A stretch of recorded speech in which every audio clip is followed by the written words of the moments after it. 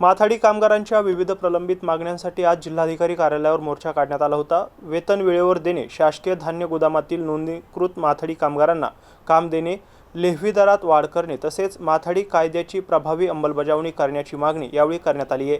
या मागण्यांचे निवेदन जिल्हाधिकाऱ्यांना देत कामगारांनी प्रशासनाचे लक्ष वेधले होते।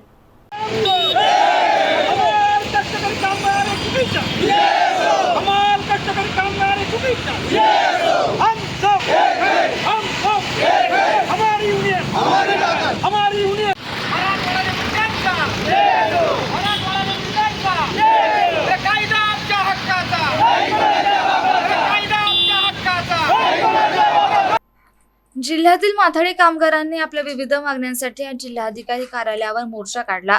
माथाडी कामगारांना दर महिन्याच्या 5 तारखेच्या आत नियमित आणि वेळेवर वेतन मिळावं, वेतन न देणाऱ्या मालक, कंत्राटदार आणि आस्थापनांवर कारवाई करावी अशी प्रमुख मागणी करण्यात आली।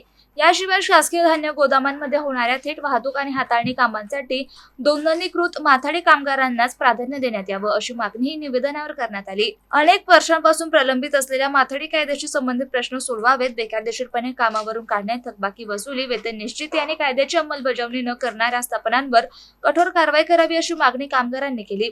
तसेच माथाडी मंडळातील रिक्त पदे भरावीत, मंडळाच्या मालकीच्या जागांवरील अतिक्रमणे हटवावीत, जिल्ह्यातील सर्व गोदामांमध्ये माथाडी कामगारांना रोजगार द्यावा आणि लेव्हीच्या दरात किमान 40% वाढ करावी अशी मागणीही यावेळी करण्यात आली। मागण्या मान्य न झाल्यास आंदोलन तीव्र करण्याचा इशाराही माथाडी कामगारांनी दिला। खरं तर आम्हाला वारंवार जिल्हाधिकारी कार्यालयावरती येऊन आमचं म्हणणं मांडावंच लागतं। सगळ्यात प्रमुख मागणी आहे की सरकारने केलेला हा अतिशय क्रांतिकारी असा माथाडी कायदा आहे, त्याची काटेकोर अंमलबजावणी झाली पाहिजे।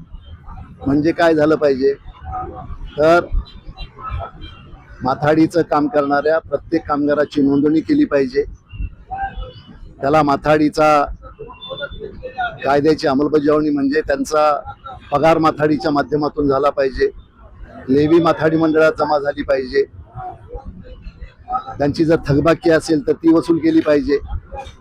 जे मालक कायद्याची अंमलबजावणी करणार नाहीत त्यांच्यावरती कायद्याचा बडगा दाखवला गेला पाहिजे।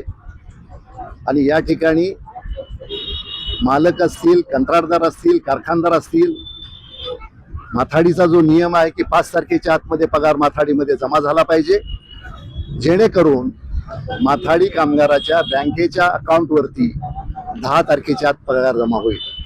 पण मालकच जर 5 तारखेच्या आत पगार भरत नसतील तर कामगारांचाही पगार वेळेवर होत नाही। औरंगाबाद सारख्या ठिकाणी 10 दिवस उशिरा, महिना उशिरा, महाराष्ट्रामधल्या जवळपास अर्ध्या जिल्ह्यामध्ये तर 5-5, 6-6 महिन्यापासून पगार नाही। आणि म्हणून आज महाराष्ट्रातल्या जवळपास सर्व शासकीय धान्य गोदामामधलं काम बंद ठेवून लोक, माथाडी कामगार जिल्हाधिकारी कार्यालयावरती निदर्शनं करत आहेत। त्याचबरोबर दर 3 वर्षांनी वेतन ठरवलं पाहिजे, महागाई वाढती त्याप्रमाणे महागाईचं संरक्षण दिलं पाहिजे।